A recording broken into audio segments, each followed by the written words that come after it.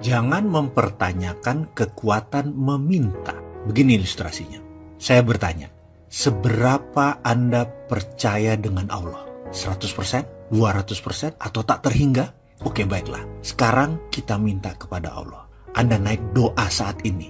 Ya, saat ini juga hentikan nonton video ini dan berkata, ya Allah, saya ingin akhir bulan ini mempunyai uang 1 miliar masuk di rekening saya. Katakan kalimat itu berulang-ulang. Lalu diam sejenak sambil Anda merenung kalimat tadi. Pada saat hening, tahu-tahu di benak Anda berkata, dari mana uang 1 miliar? Kamu kan hanya pegawai negeri. Atau, bagaimana dapat 1 miliar? Kamu kan cuma ibu rumah tangga. Atau, bagaimana dapat 1 miliar? Kamu kan hanya anak sekolah. Lalu mendadak kalimat tadi mendominasi pikiran, lalu pikiran mulai menyeletuk. Ya juga ya, dari mana ya? Kayaknya nggak mungkin deh. Kalau itu terjadi, selesai sudah. Kalimat itu ada dalam hukum alam yang namanya canceling our own pray. Meng-cancel doa kita sendiri. Kita sendiri yang meragukan diri kita sendiri. Kita sendiri yang meragukan Allah. Bisakah Anda percaya 100% bahwa hal itu akan terjadi? Bisa terjadi dan pasti terjadi. Bisakah Anda tidak cancel doa itu? Tidak ada keraguan sedikit pun bahwa itu bisa terjadi. Pertanyaannya, bisakah? Ini adalah permainan keyakinan. Ini adalah permainan ketakwaan. Inilah seni bertuhan. Inilah nikmatnya menjadi hamba Allah. Ketika keyakinan itu utuh, bulat, rapih, dan tekun, semua terjadi. Lalu, ada lagi rahasia lain. Ada. Yaitu kita harus mengimplan bahwa saya kaya dan sudah kaya. Bukan akan kaya, tetapi sudah kaya.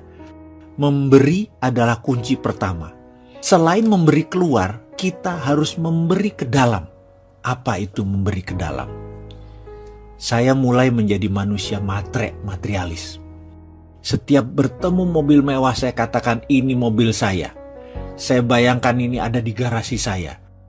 Rumah mewah saya akan bilang ini rumah saya. Lihat hotel mewah saya bilang ini hotel saya. Kemudian saya putuskan untuk berangkat berdua bersama istri untuk menikmati apa yang orang kaya lakukan. Dengan 100% uang di tangan saya buang semua. Karena saya tahu pasti baliknya utuh dan bertambah.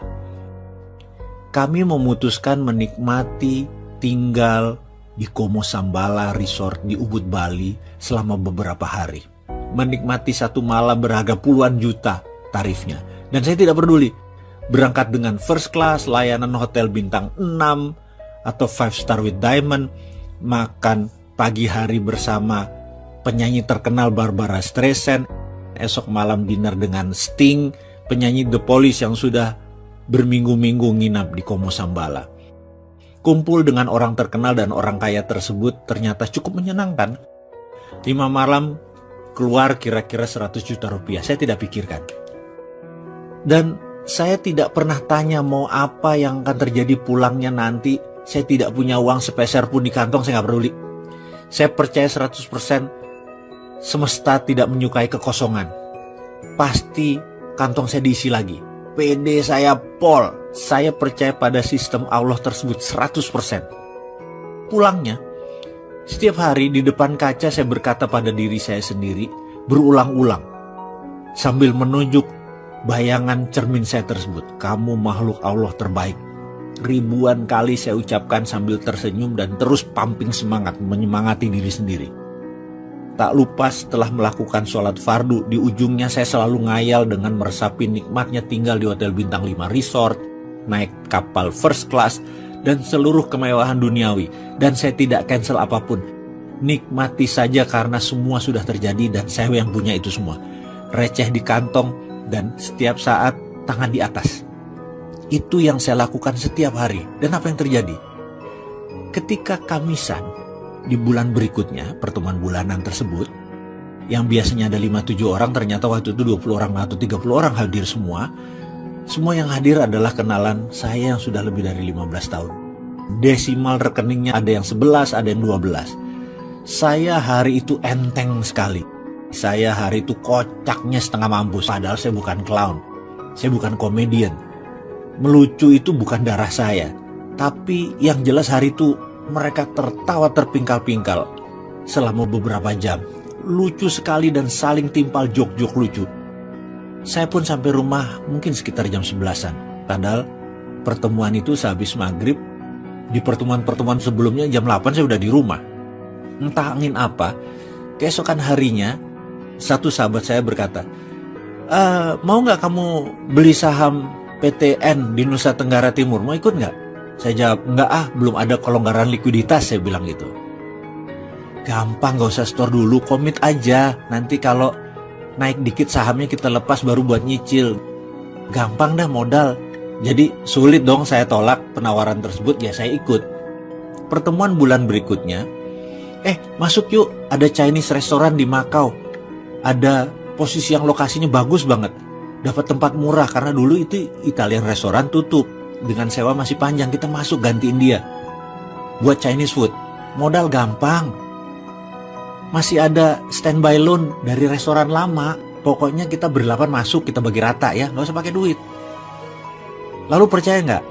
6 bulan kemudian ada pengusaha Hong Kong naksir harga dan lokasi tersebut dibayar 2 kali lipat. Jadi kita belum turun duit, baru punya 6 bulan sudah langsung berbagi. Kesimpulan nggak pakai duit apa-apa, sudah langsung bagi modal. Dan nilainya pun sangat luar biasa. Jadi apa moral story kisah tersebut? Kita lanjut.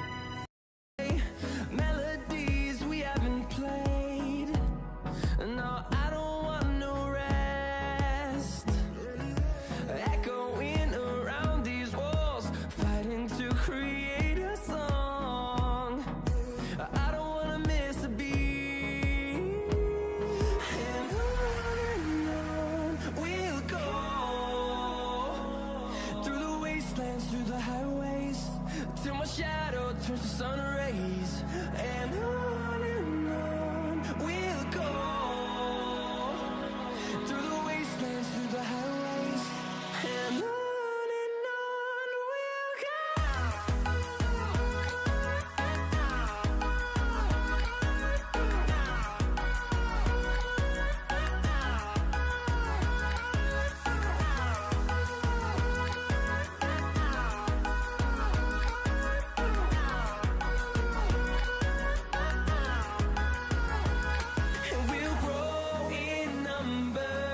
Fueled by them to see the horizon, turn us to thousands, and we'll grow in number.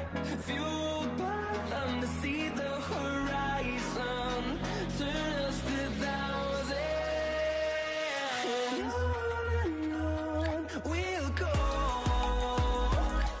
through the wastelands, through the highways, till my shadow turns to sun rays.